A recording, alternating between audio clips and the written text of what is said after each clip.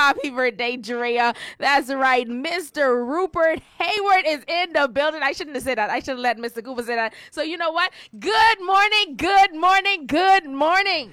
Good morning, Drea. Good morning, Grand Bahama. It is so good to be in studio today. Like we always start our show with a prayer. Father, we pause to simply say thank you for your grace.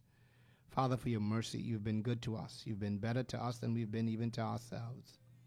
Father, we recognize that we're nothing without you. And so we pray that you be in the midst of us today, that as we have this conversation, God will seek to make these things that is not clear or these things that seems to be distorted clear today.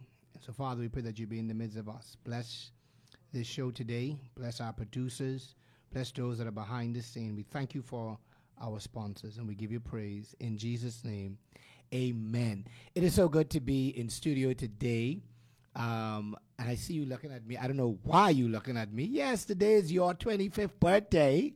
29, 25th. 20. You want to go 4 years older? But happy birthday to Drea. You know what? I like that. Drea don't want nobody to forget today is her birthday. No. She don't want you to even miss and forget that today is her birthday. And so happy birthday. And I need my things, every Dove Nation, especially make it make sense, crew. I need my things. I knew all these candies were on the table. You straight. And so we want to say special thanks to our sponsors today, Gateway Travel Services, Bethel's Bookstore, Leslie Trades and Rental, Braid City, and Bahamas Air. Thank you guys so much for your commitment and for believing in this show and keeping us on the air. We are so grateful to you. And those of you that are interested in being a part of our sponsor list and keeping us on the air and allowing us to do what we are doing, please reach out to Ms. Bullitt in our sales department. And she'd be more than happy to hook you up and make sure that you're part of this. I want to be able to, several things I want to get into before I get into our guests. I want to make, there is an amendment that many persons are circulating as relates to the Road Traffic Act that was tabled last week, Wednesday, in the House of Assembly. Listen to me. Sometimes when you don't understand something, it's always best to ask questions. That act, the amendment that was done, that is saying private vehicles and a fee and getting permission from the controller for private use vehicles. What has been happening, and we've been talking about it and you've not been listening, we've had illegal operators, which we call blue plate private rentals, who've been renting, licensing cars, buying the 25 and over open policy insurance. That is not the correct way for rentals to function. And so not because you have 25-year-old open driver, that policy, on a small part of that policy, it says not for hire. So the government of the Bahamas listened to the concerns of those that are in the industry, the Bahamas Car Rental Association, who says to the government, protect us. Make sure that those who are operating legitly. And if you want to be a part of the rental industry, there's the procedure you go through. Go into the road traffic office here in Grand Bahama or any part of the Bahamas that you may be in.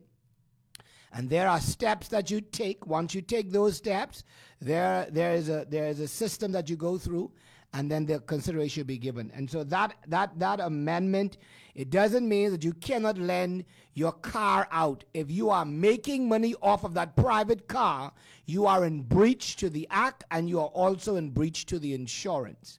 And that's what the amendment is. And so kudos to the Minister for Transport, the Honorable Jobette Kobe Davis, for listening to the concerns of the rental industry and safeguarding us. And I mean, listen, we've met with them 3 weeks ago, and 3 weeks later, we have an amendment to the act. And so we are grateful for that and for all the work that road traffic is doing here in Grand Bahama. They're listening to us, and we are grateful for that.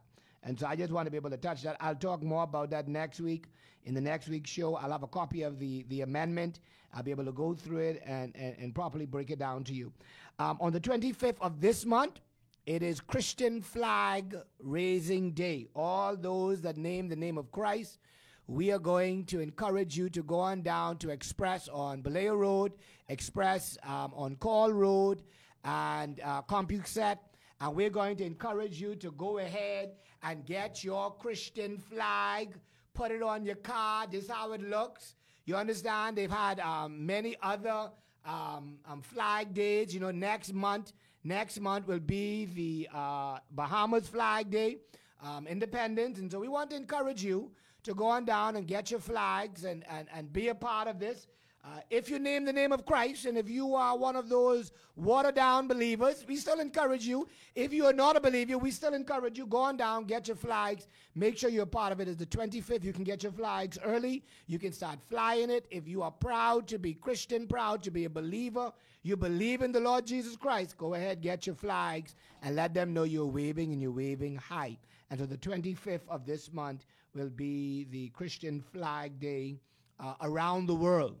And this is going to be, I think, the first is being done in the Bahamas. And so we want to encourage you to go ahead, get your flag. They have flags. CompuSet will be able to get you a flag for your building, for your flagpole. Go ahead, get them. Get them and get them, get them, get them and get them. And let them know that you're proud. And so I expect to see plenty. You know, when it was the rally time, we know who you were supporting because your flags were on your car. So let's see who you're supporting now for the 25th. Start now. Let's get your flags on your car, those of you that believe in the Lord. And so good morning to all of you that's listening. I have a long show today. I want to get right into it. I'm watching my time. I'm trying to pay attention to it. And so I don't want to waste much time because we have today a guest in studio, you know, and listen, these people don't always come on these kind of shows. I don't understand how you get here.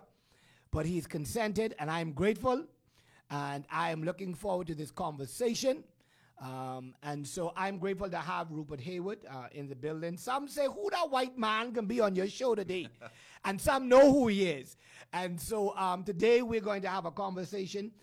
You know how we do it. We're going to make it make sense. We're going to have an open conversation. We're not going to open our phone lines today, but we are going to encourage you to post your comments, your concerns on the Facebook page. If there are questions that you believe that you need some answers to, you can post them. We will do our best to try and get to them. But there are some questions that we have from the licensees that I've been able to compile. It's about 8 questions that they've given me, and they're not easy questions. And so I want to get into them. And then we'll be able to get onto the Facebook comments or questions, more of the questions, and then see if later on down Mr. Hay will be able to find some time and to address them. And tag and share on Facebook. Yes, tag and share. Let them know we're live. And we have Rupert Haywood, and I'm going to let you know, let him tell you who he is and all those good stuff before I get into that. But I'm grateful to have him. I can call him someone that has communicated, and I could consider him to be a friend. We've communicated and we've built a good relationship, and he knows that Darren speaks his mind, and I don't hold back and I don't hold punches. I know when to run up on him. I know when to leave. Listen, a lot of concerns I have with Grand Bahama, I run directly to him, and he said, I can get back to you. So I'm grateful for you being in studio today. And so for those of our listening audience by way of Facebook and radio may not know who this white man is inside the studio, and those may know who this white man is inside the studio, let's talk a little bit about who Rupert Haywood is. Who are you, and your background for a brief minute. All right. Well, firstly, Darren, thank you for having me on the show. It's a great show, and it's a privilege to be here. Yeah, you're right. I mean, a lot of people don't know who I am. I think people do know the Haywood name. I'm the grandson of Sir Jack Haywood, the great-grandson of Sir Charles Haywood. And the Haywood family have been in the Bahamas for, since the 50s or 40s. Originally in Nassau. In fact, my father was born in Nassau in 1952 on Prospect Ridge, and I was born in Nassau in 1979 in Princess Margaret with my so this white man's Bahamian. So I'm Bahamian. No, multi-generational. You was Bahamian. I was Bahamian. Like that. I is Bahamian. But my mummy's English. Okay. She's from England, so that's where the British accent comes from. I was born and raised in Nassau and spent my first 10 years living in Nassau, and then my parents got separated. My mummy went back to England, and I went back with her, and I was educated back there. My father moved back to Grand Bahama, and I spent all of my summers and Christmases and everything, all the time that I could to get back home, which was the Bahamas. But I was educated back in the UK. And I started my career in the UK as well. I was a financial analyst. I finished a master's at Edinburgh University in Caribbean Studies, understanding and studying models of economic development for Caribbean nations, and looking at Grand Bahama as one of those particular models and seeing how it fared against other models for economic growth. And when I finished that, I started working in banking. I became a financial analyst at a boutique investment bank, and quickly progressed to starting my own investment advisory firm, which I spent 10, 12 years building into a fully fledged merchant bank with my partners. I didn't do it all myself. By the time I left in 2013, I think we had 300 employees and 19 offices around the world. And Wow. it was a bit of a roller coaster. It was very much an entrepreneurial, endeavor. I started with 3 people, and we ended up with a lot more. 3 people and grew to I 300. was the first employee. I didn't know that when I agreed to join the firm. And I went to go and work 1st of January 2004, I think, and I walked up into the office. I hadn't been there before, and it was 2 desks and a secretary. And I said, "Where's everyone else?" Wow. And they said, "This is us." Anyway, they were very smart people, and we worked very hard for a long period of time. We built it from an advisory business into a bank. And I spent much of my time actually working in emerging markets. I was in Eastern Europe, underwriting residential real estate, and then we bought a land bank, and we joint ventured with an old Brazilian family who had a construction company, and we built that into one of the largest privately owned real estate development businesses in the northeast of Brazil. And so I had a great time. Burnt out, 10, 12 years later, and I'd met my wife, and we decided that I needed a break. I very much was passionate at that time about climate and sustainability and the impact this was going to have on the Bahamas and low-lying coastal communities. So I went away and did an MBA on the west coast of America at a place called Presidio Graduate School, which is the largest green MBA in the world, and completed that. And then when that was done, I got asked to come back. Finally came home. You came home. I came home, which was obviously one of. What is home? Well, home is Grand Bahama. Grand Bahama. My family have been here for 70 years. There's not many people that can say that. Wow. And we've seen everything from the first spade really in the ground with the development of the Hawksbill Creek into its current form. My father grew up here. My grandfather was here. My great grandfather was here. So Freeport's in our DNA. Wow. And so many persons may be wondering, Rupert Hayward is a part of the Grand Bahama Port Authority. And my next question, Rupert, will be, what role now do you play at GBPA? At what capacity are you? Yeah, I mean, I don't. It's hard to define. I'm not. If you look at the website, I'm not in the leadership component. That's fine. Yeah. But I've been operating very much in a sort of business development capacity. Okay. And, working on bringing the relationships I built, having worked abroad for close to 20 years, bringing them back to the Bahamas to create this sustainable, equitable, and prosperous future for Grand Bahama. And so it's fair to say, because when you talk about your background, you started you were the first employee with 2 persons, so you were the third, and you've built this company to some 300 employees, 19 branches around the world. It's fair to say that you have some level of building. You can build, and you know what it is to build from ground up. As we look at Grand Bahama, and we've seen what your grandfather and the late Edward St. George and the late Sir Jack Hayward has been able to do in Grand Bahama, we cannot take away the state of Grand Bahama, the infrastructure and what we have away from them. But of course, the hot button topic around Grand Bahama and around the world is basically what the Prime Minister's comments, and it's not just the comments on last week, but the Prime Minister comments, and that's really what we're going to be talking about, more on that. And the Prime Minister, a few months back, in an interview, talked about Grand Bahama's investor confidence being on the all-time low. Investors doesn't want to come here, and we, the Grand Bahamians, we sort of believed it because we were looking at the state of Grand Bahama. We weren't seeing any new investments to our island. Let's talk about that. One, is it true that the investor confidence in Grand Bahama is on the all-time low? And what you make out of our... Yeah. So do I think it's all-time low? No.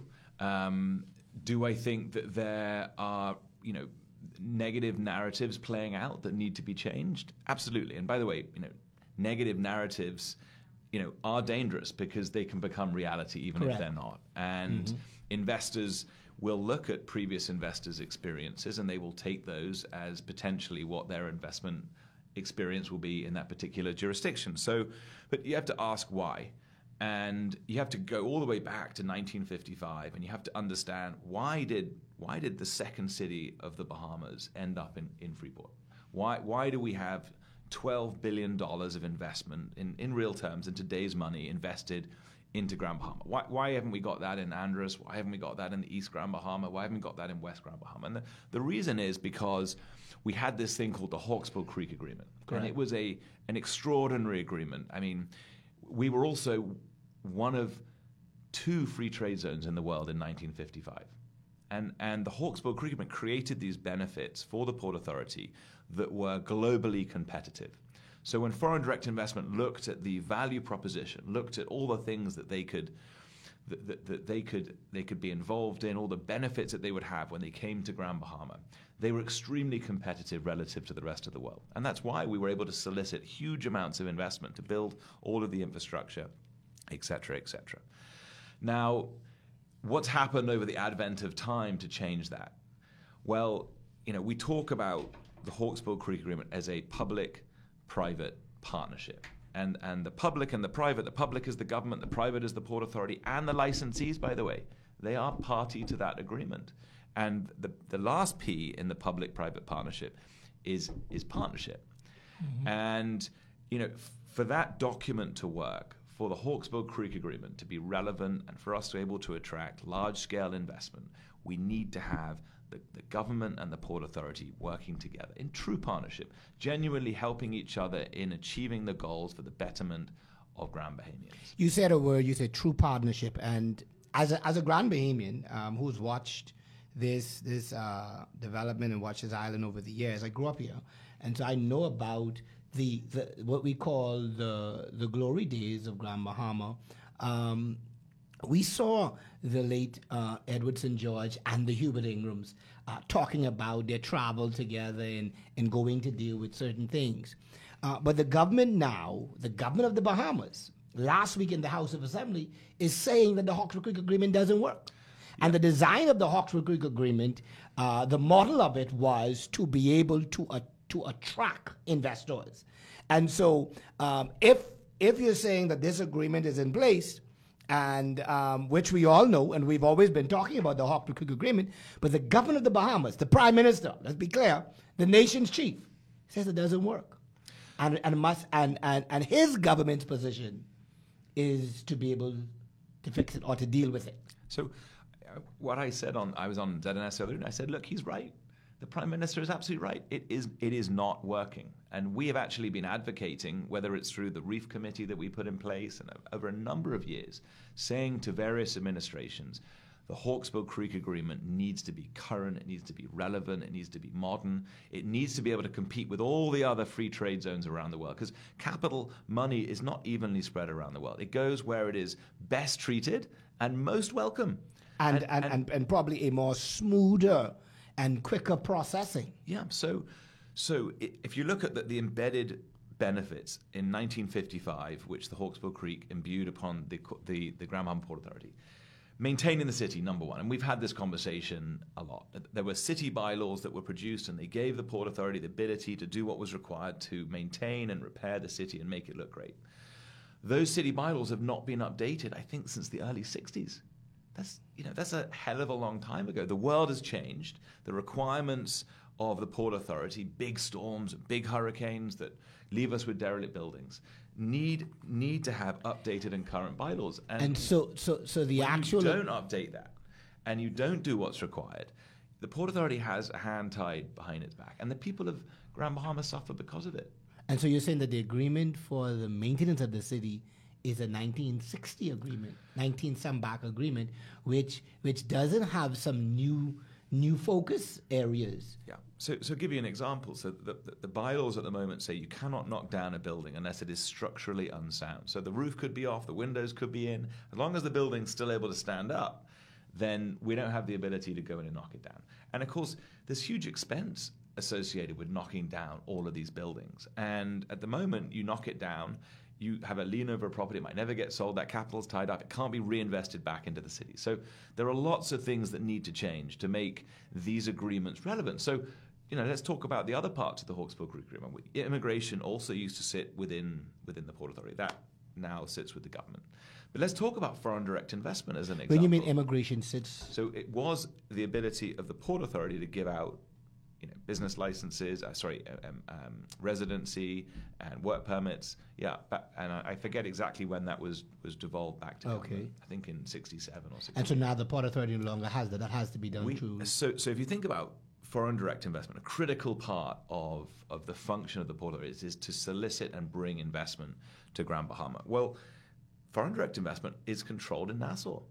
Every international business license now has to be annotated by the BIA. And I'll tell you, there's some great people in the BIA. I mean, Felicia Hannawood is Grand Bahamian. She's amazing. You're Rupert, so you're going to sweeten it up. No, but I'm telling you, I'm being very honest. And I know that the Deputy Prime Minister is trying to make this work. But it makes sense when you've got an organization with resources, etc., here in Grand Bahama, that understands what's going on in Grand Bahama, to empower that organization to get on and do what it needs to do to raise money. So if you say now everything's got to be annotated in Nassau, and by the way, any foreign direct investment coming here needs to get exchange control, they need to get the immigration in Nassau as well. So everything that a foreign direct investment needs has to be signed off in Nassau. The Port Authority actually does that pretty quickly. And so I want to ask you the question: when it was the responsibility of the Grand Bahama Port Authority to do these approvals, what were your turnaround time? Well, it could be done in 10 days. And what's now the turnaround time? It's this 2 years. We don't to know. 2 years. We don't know. For There's instance, no defined, and the correct, uncertainty is what creates the problem. And so if we've gone from 10 days approval to now not knowing an approval, and let the record reflect, I'm saying it, I'm the one saying it. If the Grand Bahama Port Authority had the ability to turn around these investments in 10 days, okay, and now it's in the hands of the government who is dealing with the Bahamas, and you cannot give a certain time of when it's going to be actually approved. When I'm excited to do something, I'm ready to do it. When I want to spend money, I've already convinced myself that I'm going to spend this money. So if it takes a level of time and I think about it so long, I then... So I think the really important thing is that we know that there are windows of opportunity to bring in investment. And if those windows are too long, we have things like hurricanes, we have things like pandemics, we have things like global recessions. And if the investors aren't what I call pregnant, they're not heavily invested here and committed because they haven't got their permits, they haven't been able to build, they haven't been able to invest, they tend to go elsewhere. Or the money that was available to them to invest evaporates because of global recession. So sometimes you're borrowing money that's accumulating interest, and these things can have problems. So look, I'm not here to criticize government. I know that they are trying to make things work in Freeport. My point is that there are solutions here which don't duplicate resources. There's no point having stuff done in Nassau when it can be done in Freeport. And we need to make sure that whatever we have as a regulatory framework here in Freeport, and I'll come on to why it's especially relevant to Grand Bahama in a minute, unless we're competitive relative to what's happening in Cayman Enterprise City, which is another free trade zone in Cayman, relative to Panama, to Colón in Panama, relative to Dubai, which are the other big free trade zones around the world that are soliciting billions of dollars of investment every year. Unless we can compete with them, and look, we do have things that give us a competitive advantage. We have our people. We have amazing people in the Bahamas. But we're a small population of 400,000 people. Mm-hmm. There's limits to what we can do. It always amazes me about what we do as a nation. Isn't it incredible? I mean, given the size, what we have, it's amazing. Yes. But and we have our natural aesthetics, and we have our proximity to the US, and that's hard to compete with. But when people come to invest here, they need certainty around how long it's going to take for things to happen. And they need to see ease of doing business. Opening up a bank account needs to be easy. Getting your permitting and planning needs to be easy. Getting immigration sorted so that you can bring in some employees that you trust and at the beginning is important for these people. And we are a long way off being competitive with these other free trade zones around the world. Now, I'll give you another fact. when Grand Bahama or the Hawkesbury Creek Agreement was signed in 1955, we were one of 2 free trade zones. 70% of the world's countries have free trade zones today. Yeah. 70%. Yes. And they all have evolved regulatory frameworks that are current and relevant And for the that 21st is legitimate century. ease of doing business. So if we Quick can work turnaround. with the government to change this agreement, it's a partnership between, as I said, 3 entities: the licensees, the government, and the Port Authority. But you use a word, you said change, and the governor of the Bahamas said that change must take place in the Hawkesbury Creek Agreement, and it also must take place in the Grand Bahama Port Authority. Yeah. What are some of the changes that you think needs to take place? Well, we need to create a world-class organization. Whether that's at shareholder level, at board level, at management level, and we need to have an organization that represents not just the shareholders, not just the employees, although they're important stakeholders, but all the stakeholders in Grand Bahama, from the West End to the East End, from High Rock to Pinders Point to wherever it is. Everyone needs to feel that this important institution for Grand Bahama, and it is an important institution. I always say, we're 120 miles from Nassau. We could be 5,000 miles away. And, all the decisions are made in Nassau. And I was born and raised in Nassau. My family, been in Nassau for many, many years. I have lots of friends there. But we need a strong institution that represents the interests of Grand Bahamians, and that is the Grand Bahama Port Authority. We Grand Bahamians have always felt that the Bahamas has always been Nassau-centric, where everything has to go through Nassau. It takes time. You have this island that's dealing with other islands who are not here, who don't know the landscape, who don't know, some people who are proving some things have never been to Grand Bahama. You say, and so it is frustrating. It is frustrating when we have to go through this. And one of the things that I cannot move off of is that you're saying that the Grand Bahama Port Authority could have given approval in 10 days, and now we've gone to an uncertain position. And it just leaves me to the point where it now makes... I've sat with an investor who says, I've already met all of the Port Authority requirements. I'm only now at the stage of government. And I don't see development happening until about 2024, and it's 2022. Yeah, it takes time. That's the other thing. When you bring an investor here and you spend time educating them about the opportunity, and you're going into sales mode and you're selling all the great things here, and then hopefully they bite and they agree to do something, and then they come to the Port Authority and then they get their business license process done, and there are certain legal provisions that you have to do from a due diligence standpoint. You have to get a police report. You have to get notarized documents, and it's not an easy process. But I understand the reasons for it. But then if you have to go through a dual process of then going down to Nassau, and they've got so much going on in Nassau. I mean, there's Plenty. a lot of stuff happening, and congratulations to them. They're doing a great job. But if people are very busy, their bandwidth is low, and sometimes it's hard to deal with the stuff that is pressing for Grand Bahama and might not be so pressing for Nassau. And let me be clear. Let me be clear. This is not just a now government problem. This has been government after governments. I've sat on Reef, and we raised under the previous administration some of these concerns. And out of Reef came a request for bylaws amendments for some change. Where are we at with that? Have any consideration been given to those bylaws? Any look at, because that's been previous administration. I was probably about 2 years, 3 years into the last administration. I think there's lots of talk, but people need action. Yeah. We've sent drafted bylaws to government, multiple administrations, and we've had nothing. What are some of those bylaws, so that persons will understand? It allows us to be able, lowers the threshold to actually. And sorry, the bylaws now, would it coincide, or would it be an amendment to the Hawkesbury Creek Agreement? These bylaws, would it tie in with that, or no? They're an appendage. They're like they're part. They're not actually the Hawkesbury Agreement itself. I don't think they come with it, and they can be updated with government sign off. Okay, and so let's talk about some of those things that are in the bylaws that the Grand Bahama Port Authority, is saying, hey, government, if we can have the control, I need you to make some amendments to this to give me the ability to do that. What are some of those things? Well, lowering the threshold so that we see a blight on the landscape, if we see something that is unsanitary or it is unsightly, that we can actually go in and address that issue and knock down a derelict building, which we know has negative implications for the tourism sector. And people come here and they see these things, and this is our home. We want to make sure that this place looks world class, and so we need to be able to go in and do these things. It takes an unbelievable long period of time to get this done. I mean, I'll give you one example. Silver Sands took 7 years from us going in and saying it was a condominium, so it was fractional ownership, lots of owners that you had to deal with, and it took 7 years. But it was a derelict building. It was an eyesore, and we should have gone in within 6 months. Should have said, look, unless this is dealt with, we need to come in, knock it down. And when we can sell the land, recoup some money, which we can put back into demolishing the next building.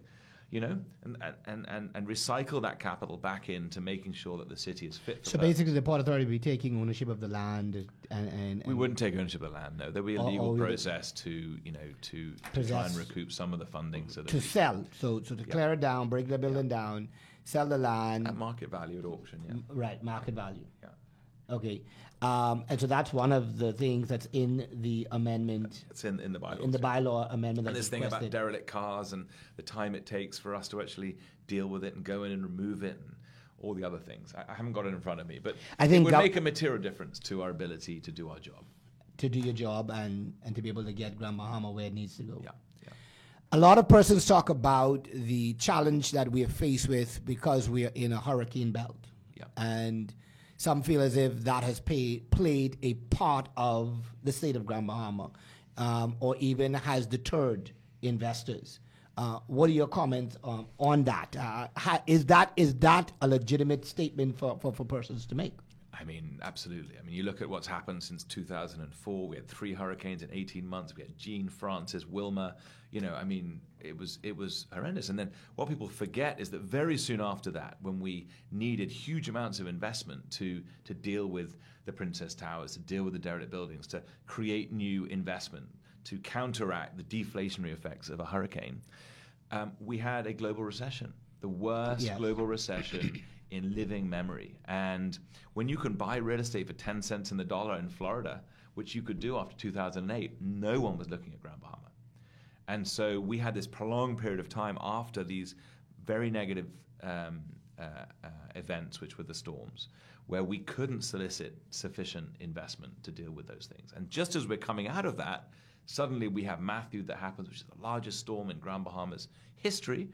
And then after that, we had Dorian, and then after Dorian, went straight into the pandemic. And this is the first, I mean, I came back home in 2015, and I had Dorian, Matthew, pandemic, and now finally we've got something which is normalized. And we're seeing the green shoots of growth coming back. We really are. We're seeing large-scale investment. We're seeing big brands coming back to Grand Bahama.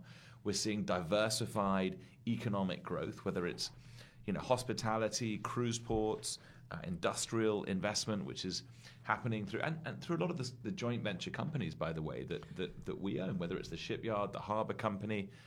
Sarah St. George was absolutely instrumental in bringing Carnival and shepherding that particular $100 million, $200 million investment at Sharp Rock, which is the Carnival cruise port.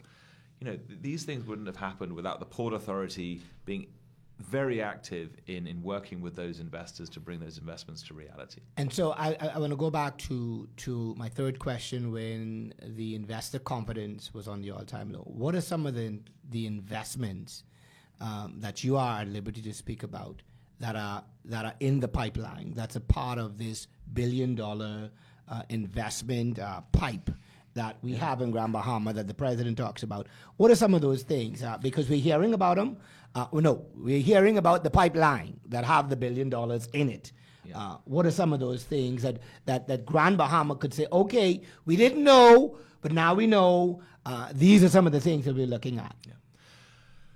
So that you are at liberty to talk about. The caveat is that you can announce these things and you go through all these processes, and it takes a long time before we as a population feel the impact of it. That is frustrating. You can talk about these. Well, we understand it takes time. We understand that with these investments, and we've said it in the early part of the show that we do a 10-day turnaround time on these investors, but now we got to go through an uncertainty approval time.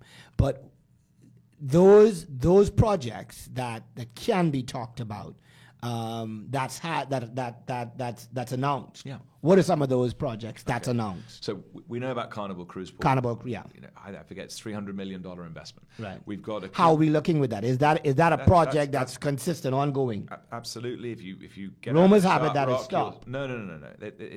We had an update yesterday. It's absolutely moving forward. Okay. It's scheduled to be opened on time, and What's the time I opening? think it's beginning of 2025.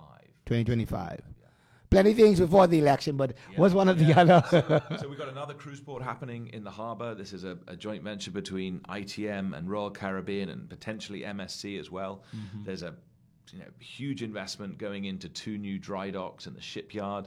I mean, these are the largest dry docks in the world. So these $600 new million. investments will be able to now bring, because the shipyard done a layoff exercise. So these new investments now will be able to bring back more Bahamians for employment. Absolutely. One of my big passions is building the green and the blue economies. You know, when we look at the climate crisis that we have, we talk about storms. Green and blue. Something like what are those economies? Yeah. So the green economy is things like renewable energy. It's things like waste to energy. It's creating it's sustainable investments to create a more sustainable future for people in the Bahamas. The blue economy is very much linked to the ocean, and linked to whether it's aquaculture, whether it's the maritime sector, these types of things. And we have a real opportunity in Grand Bahama to do that. And all of these industries are being transformed because of what's happening with the climate crisis. And we talk about big storms and how they're impacting the Bahamas, and the Bahamas more than anywhere else because we're a low-lying coral atoll. I think 70% of the Bahamas is between 3 and 6 feet above sea level. And if you look at the sea level rise projections, it is scary. And we have to come up with the solutions to provide a sustainable, equitable, and prosperous future for the Bahamas. But the good news is, even though there's this sort of big risk, this climate risk, which really everyone in the Bahamas needs to understand is a common threat, but also something we need to work together to solve. But if we get it right, the opportunities that brings for Bahamians is massive too, because just like the high-tech industry, which disrupted all the traditional, whether you've got AI or whether you've got Apple or whether you've got forms of technology which disrupted businesses and created all this new opportunity. The same is happening with climate change. We're having to change the way that we drive our cars, the way we transport our goods. We're having to decarbonize everything. And that creates huge opportunities for us here in the Bahamas.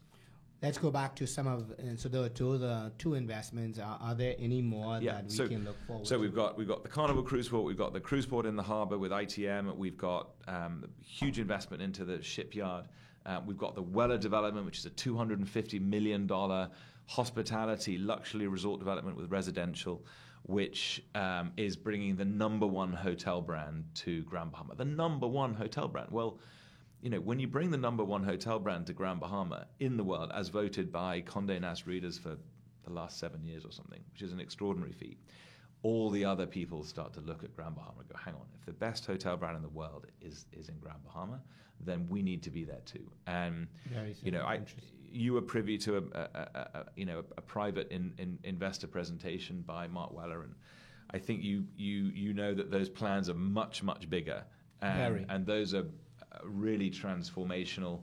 Hasn't been formally announced, so I can't talk about it too much. Right. But really transformational for Grand Bahama. We have a new solar park that's being developed by Lucayan Solar. So this solar park now will be able to reduce power for the island. It should be able to reduce the cost of power over time. It certainly means that we are doing our part in stopping the production of CO2 into the atmosphere, which creates the climate crisis. So important initiatives. And there is much more. I mean, there really is. But of course, there's $1 billion in the pipeline, and well, just between those investments, 250, 600. I mean, that's over $1 billion. Yeah.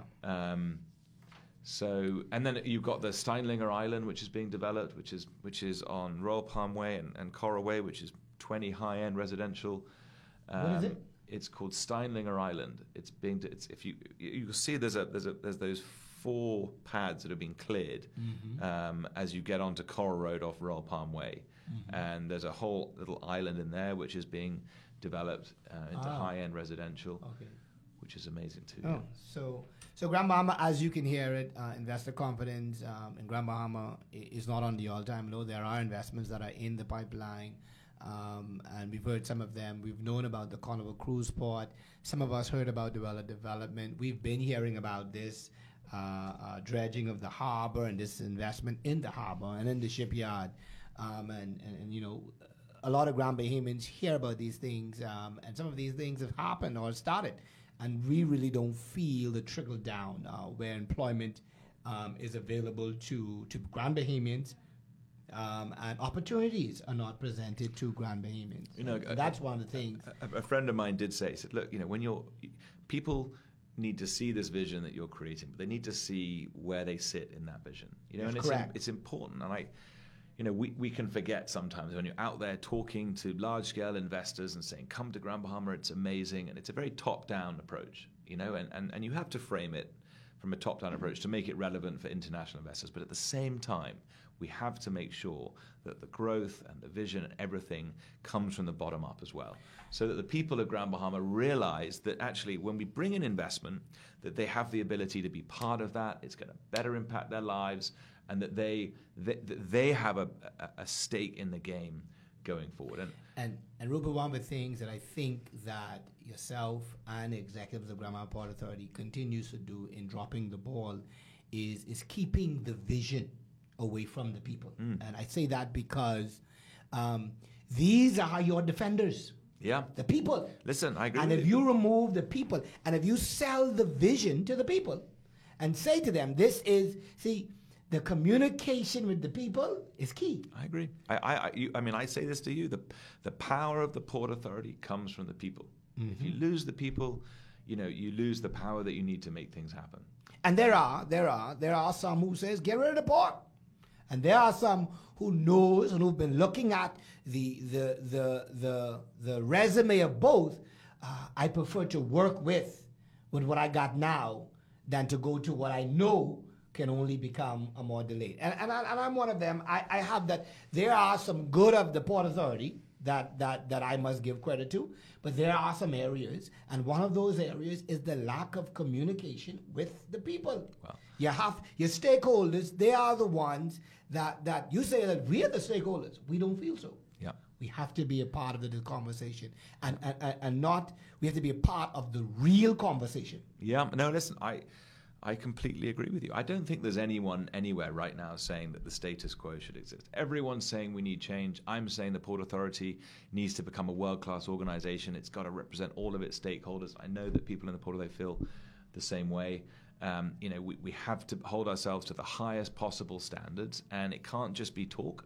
Of course, we can't solve all problems. No. You know, and one of the things that... And you won't do it right all the time. No, we're going to get it wrong. Yes. And if we do, we've got to say, I'm sorry, we've got to be honest, and we can't solve all problems, but we can listen. We can go into the community and listen to the hardships that are happening, and it is tough out there. Don't for a second think that I don't see how difficult it's been for Grand Bahamians. I do, and it keeps me up at night.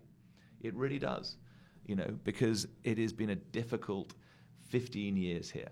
But, you know, we can't solve everything. As I said, we have a plan. We need to make sure that we supercharge the Hawkesbury Creek Agreement, that the public-private partnership with government becomes a real partnership, because together we can make a real difference to Grand Bahama. Yes. If you get that bit right, you're going to have not just $1.5 billion, but $500 billion worth of investment coming in here.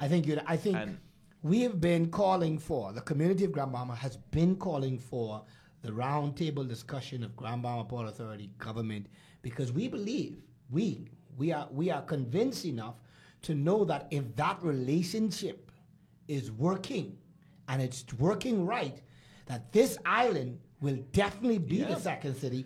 Our debt to GDP, or our intake or part that we give to the GDP will be more than the 9%. Yeah. Because I believe that Grand Bahama, the infrastructure, the possibilities, the abilities, the landscape of Grand Bahama has the ability to do more than we are doing, more than we have been doing. I'm not one looking for the glory days to return. I'm looking for better days. I'm looking for something new. I'm looking for more opportunities. And we've seen it throughout the family islands that opportunities are coming. And it did bring me to the point where, or bring me to this place where why other family islands are going through boom, but Grand Bahama is not. And persons feel that the model that we have may not. So let me answer that question, because it's people ask me this the whole time. They go, Rupert, why is Abaco recovering a little faster than Grand Bahama? Although, I think it's marginal, quite frankly. But there are reasons why Abaco might recover faster than Grand Bahama after Dorian. There are reasons why Exuma and Eleuthera and Nassau are doing really well. And that's because they have their core economic model is tourism. And the Bahamas is brilliant at tourism. And there is nowhere better than Abaco for boating in the world. Maybe Exuma, Right. So if you have a world-class value proposition for tourism, which we know we're great at, then you are going to do really well. And Nassau's the same. Where's their growth coming from? Financial services is going down. It's really built around Bahama, and it's built around Atlantis, and it's built around the other tourism products that they have. Grand Bahama is much more a commercial entity than it is a tourism entity. If you look at the derelict buildings that we have in Grand Bahama, a lot of them are hotels, because we are more like Andros. We are a big island. We have pine trees. We don't have the half moon bays and the keys that you have. We don't have all of the history that you have in Nassau. And so when the ease of doing business gets eroded in Grand Bahama, when the Hawksbill Creek Agreement and the enshrined rights of that get diluted, and you take away the value proposition from a commercial standpoint, Grand Bahama really suffers. And that's what's been going on, because we can't rely on tourism. I mean, by the way, our biggest tourism asset, which is probably the largest employer on the island, the Grand Lucayan, has been closed for 6 years. Yeah. That makes and tourism is a really important part of what happens in Grand Bahama. Right. We're still great at it, but we need to get the commercial components right. We need to get the ease of doing business right, because when we have a critical mass of people and we have a functioning, diversified economy, the tourism piece works well as well. Correct. And we do have, the industrial park. We are balanced. We're not just tourism. Yeah. And as I say, Grand Bahama needs critical mass. We need a critical mass of people of means, like Nassau, 230,000 people, wealthy people who are buying Bahamian products and services every day. And we have we're 2.5 times the size. The port area is 2.5 times the size of Nassau, but our population is 47,000, and the population is struggling. They haven't got the real disposable income to support, all of the entrepreneurialism that is here in Grand Bahama. Correct. You can feel it. You're an entrepreneur yourself. Mm-hmm. Imagine if we had 100,000 people from Nassau and from other parts of the world who came here with money that were able to buy Bahamian products and services. That's how you create real opportunity in the Bahamas, because that's how you empower the entrepreneurs. When I'm an entrepreneur in Grand Bahama, what's the one thing I need? What's the one thing I need? Customers. People think we need money, we need land. You need customers. Mm-hmm. And because it's been hard for foreigners to come here, it's hard to get your residency, it's hard to get a work permit. That's really impacted Grand Bahama's critical mass. And when you have people of means here, you're able to share the tax burden. There's more service charges paid and license fees. That goes back into the city. More government revenues. And those government revenues allow you to invest into the schools, into the hospitals. It's a rising tide, float all boats. But finding a way to develop and grow the critical mass of people of means in Grand Bahama is the way of giving real opportunity to Grand Bahamians. Rupert, we are nearing the end of our show, but I want to be able to get to some comments that we may have on our Facebook page. But I want to be able, what is it that the Haywood family, and I don't want to ask for the other family because I want you to speak for the Haywood family. What is it that the Haywood family would want to be, the message that they would want to be able to get out to Grand Bahamians and also to government whilst we go through this? Because I'm one of those Grand Bahamians carry the disappointment that our government sees the need to play this out in the media domain.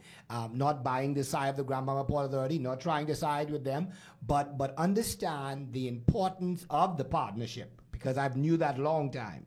Not just this government, but governments. The partnership is key.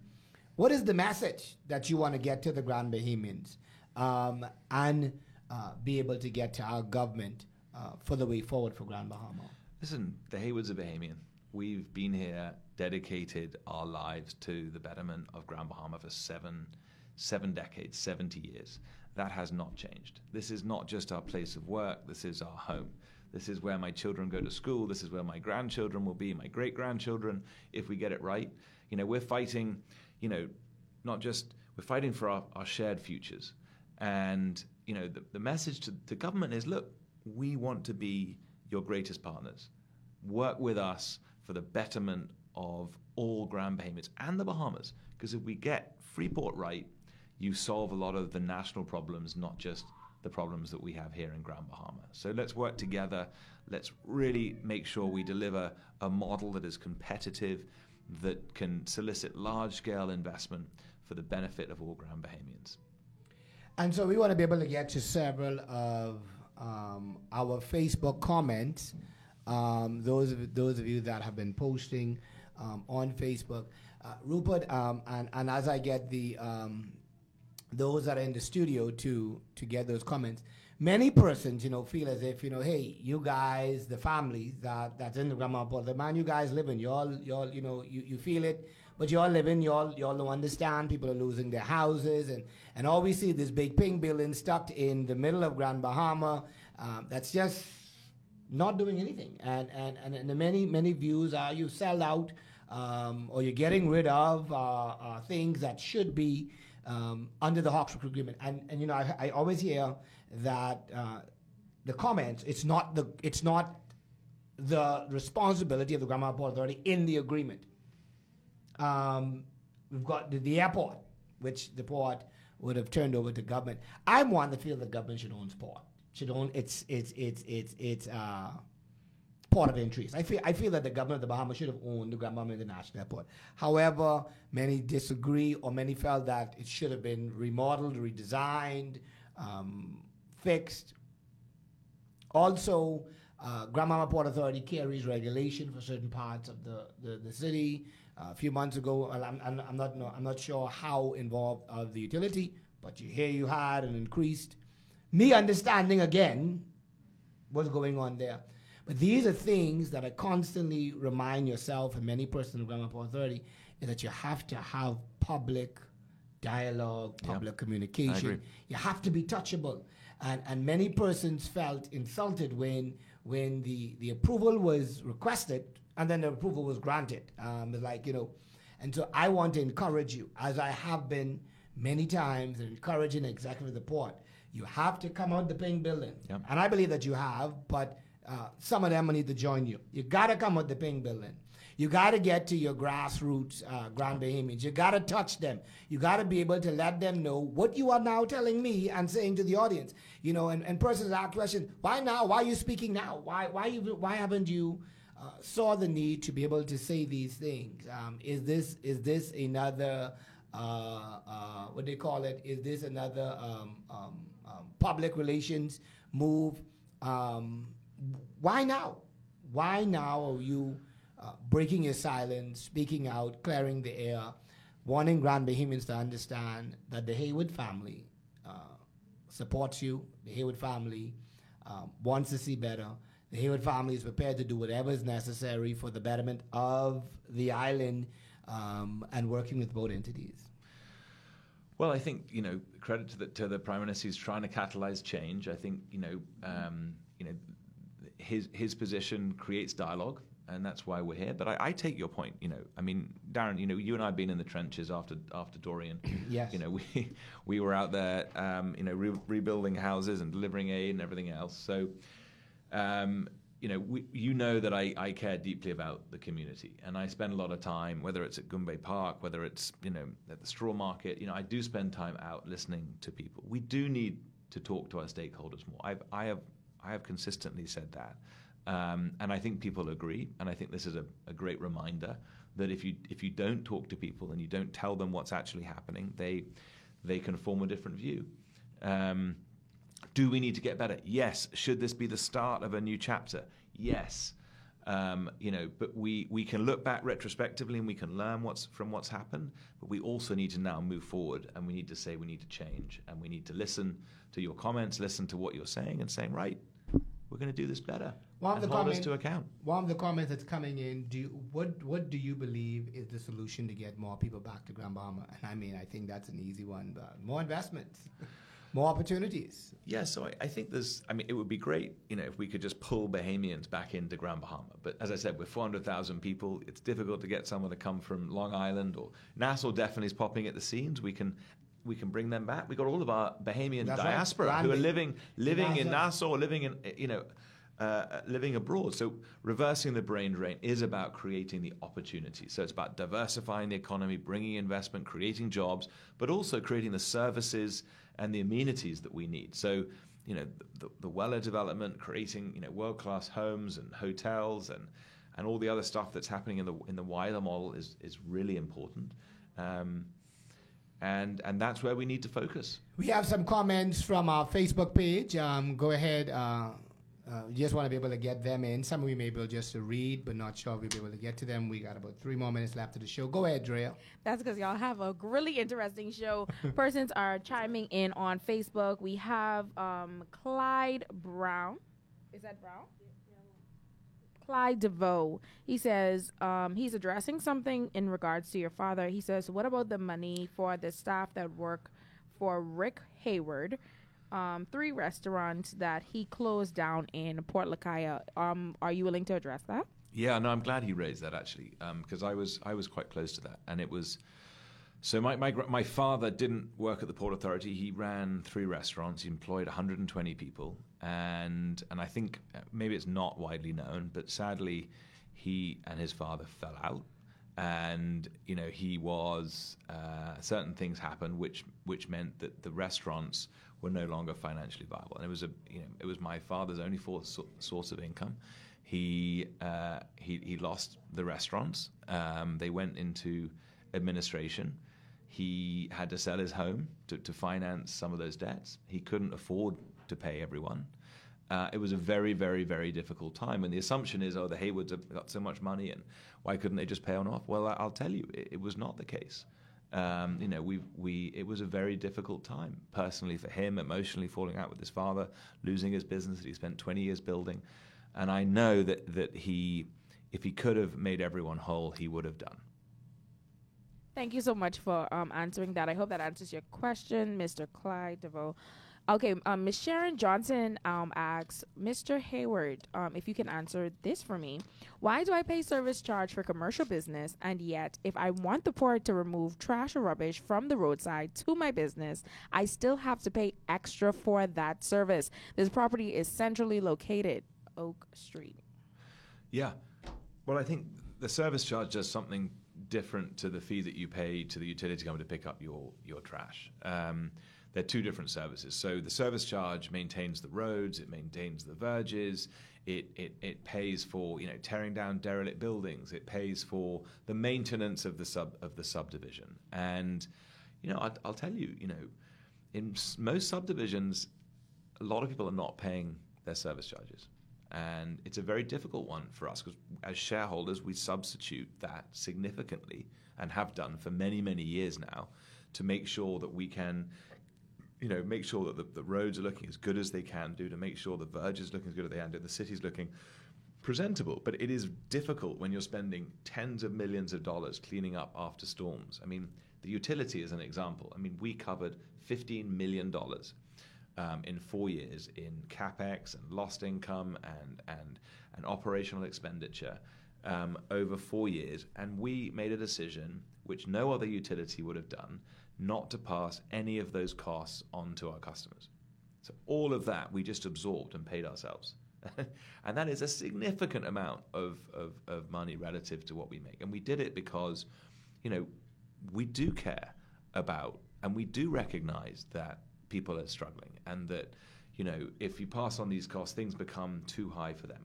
We do also have to run a utility and a city and run it professionally. And if you don't have the financial resources, you obviously can't fulfill your obligations. So there's this tightrope, and it's not easy. And I appreciate it right now with a cost of living going up. People are struggling. So every time you ask them to pay something or something has to be increased, there is always going to be a negative reaction. And I appreciate that. But we also have to make sure that we have the income and the financial components to make sure that the critical parts of the city, whether it's the utilities, the maintenance and everything, works as well as it can do. And I really hope that if we can avoid storms and we start to bring all of this large-scale foreign direct investment on, online, that we will have a lot more money to spend on our city and substitute, Bahamians in different areas where we can. I'm getting a message, and simple question. Ask him about the hospital. That's all they say. And so, well, hospitals have never been the responsibility of the Grand Bahama Port Authority. They never have been, and that is very much a government responsibility.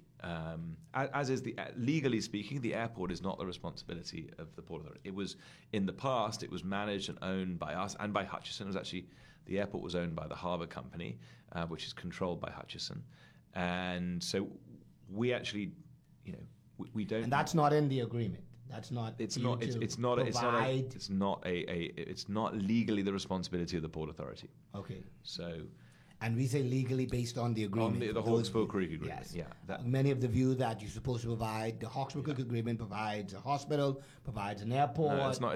It's just not true. Yeah, that is a general assumption, but it's not true. And look, there were some amendments to the Hawkesbury Creek Agreement in 1966. There were changes made to it because they recognised that as the port area grew from just being a deep water harbour into the second city of the Bahamas, that the Port Authority itself could not, it wasn't a government, it was a local municipality. So there were more responsibilities that were devolved to the government of the Bahamas around law and order and various other things, including healthcare and everything else. So it evolved in '66. The agreement needs to evolve again in 2023 so that it's relevant for significant growth here on Grand Bahama.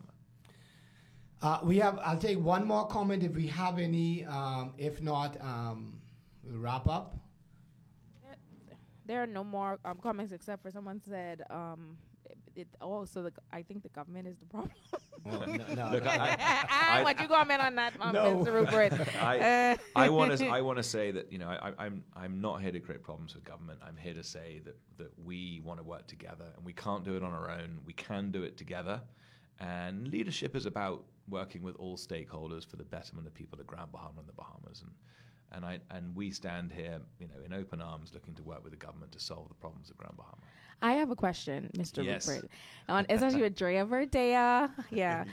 This is very important to me. It's just how you mentioned Grand Bahama. Grand Bahama is a whole, and we have so many different facets of Grand Bahama. Yes, the Grand Bahama Island has been clean, and we've seen that for sure versus the other islands. But what could you say is, as a stakeholder, that is needed for the island of Grand Bahama? What is needed? I mean, are you talking about from a regulatory standpoint or from a physical sort of infrastructure standpoint? Looking at the people and the needs of the people and bringing and investment standpoint, Yeah. What do you think is needed that you would play a role as a stakeholder? Yeah, so we need to have sustainable infrastructure. We need to, I think we need to build the dikes and the berms that protect us from flooding in the North Shore. I think we need to have large-scale urban revitalization, so master plans on the island that create new iterations of development that provide the services and the houses and everything else for foreigners and other people to come and live and have an incredible time. We need as a nation, we need to solve the social housing problem. We need to make sure we find solutions for people who are without homes. The homelessness piece is deeply worrying, and we really do need to solve that problem. And it's probably going to take private sector and the public sector and the government to solve that. But it is heartbreaking to see people living in cars and people living in derelict buildings, and we have to find a solution there.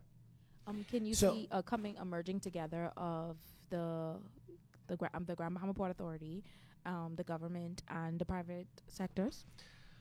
Yeah, I mean, we do that already. We provide land to the government so that they can build affordable housing. You know, that's something we've always done and supported those initiatives, and we're doing it at the moment.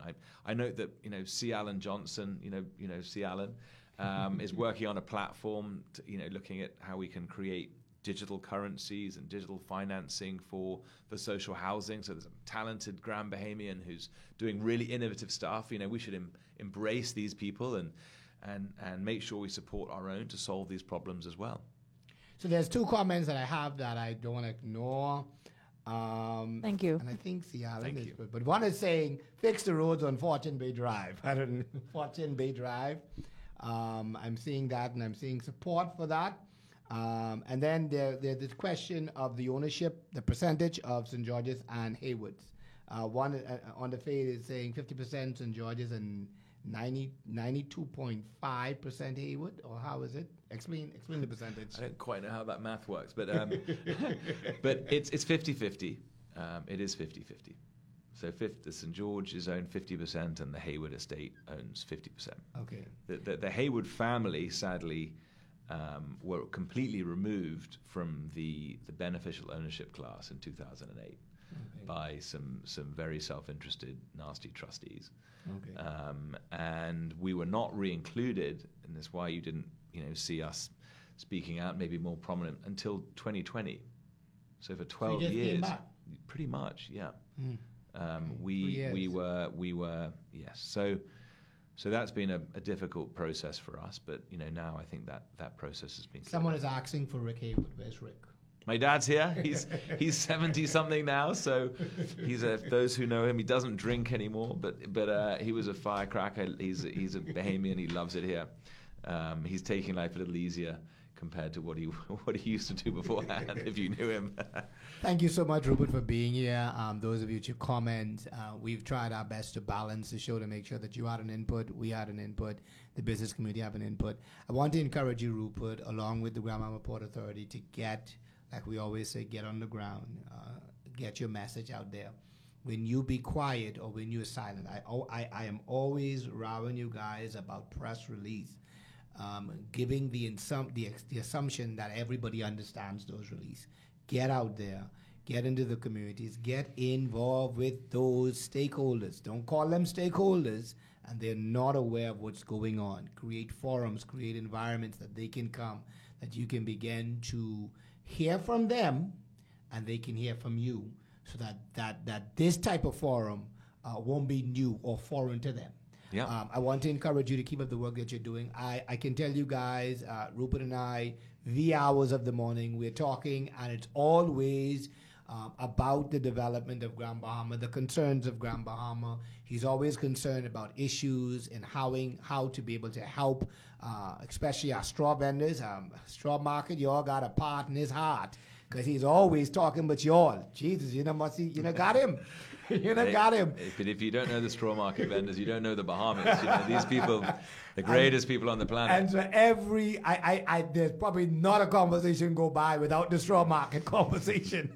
I'm tired of hearing about y'all, but I want to encourage you, keep up the work that you're doing.